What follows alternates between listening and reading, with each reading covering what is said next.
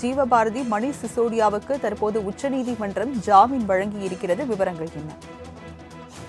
டெல்லி மதுபான கொள்கை முறைகேடு தொடர்பாக அமலாக்கத்துறையால் பதிவு செய்யப்பட்ட வழக்கில் தனக்கு ஜாமீன் வழங்கக் கோரி டெல்லியினுடைய முன்னாள் துணை முதலமைச்சர் மணீஷ் சிசோடியா உச்சநீதிமன்றத்தில் தொடர்ச்சியாக மேல்முறையீடு செய்து வந்தார்.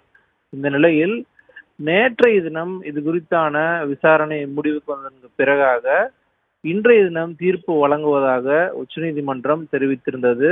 அந்த நிலையில் இந்த தீர்ப்பில் மணீஷ் சிசோடியாவுக்கு தற்போது ஜாமீனானது வழங்கப்பட்டிருக்கிறது. கிட்டத்தட்ட 17 மாதங்களுக்கு பிறகாக மணீஷ் சிசோடியாவுக்கு இந்த வழக்கிலிருந்து ஜாமீன் கிடைத்துள்ளது. குறிப்பிட்டு டெல்லியை பொறுத்த வகையில் முதலாக இந்த மதுபான கொள்கையில் முறைகேடு நடந்ததாக துணை முதலமைச்சர் மணீஷ் சிசோடியா கைது செய்யப்பட்டார். அதன் தொடர்ச்சியாக முதல்வராக இருக்கக்கூடிய அரவிந்த் கெஜ்ரிவால் அவர்கள் கைது செய்யப்பட்டிருந்தார்.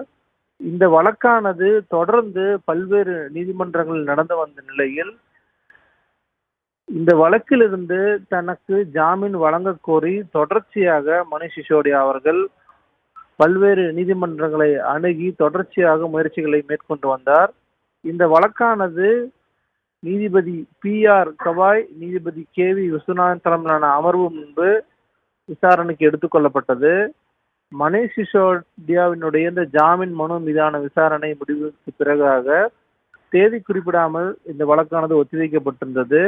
இந்த நிலையில் நேற்றைய தினம் இந்த வழக்கினுடைய தீர்ப்பானது இன்று வழங்கப்படும் என்று குறிப்பிடப்பட்டிருந்த நிலையில் தற்போது 17 மாதங்களுக்கு பிறகாக மணீஷ் சிசோடியாவுக்கு ஜாமீனானது வழங்கப்பட்டிருக்கிறது. கிட்டத்தட்ட 17 மாத சிறை தண்டனைக்கு பிறகு மணீஷ் சிசோடியாவுக்கு ஜாமீன் வழங்கியிருக்கிறது உச்சநீதிமன்றம். விவரங்களை வழங்கியதற்கு நன்றி ஜீவபாரதி.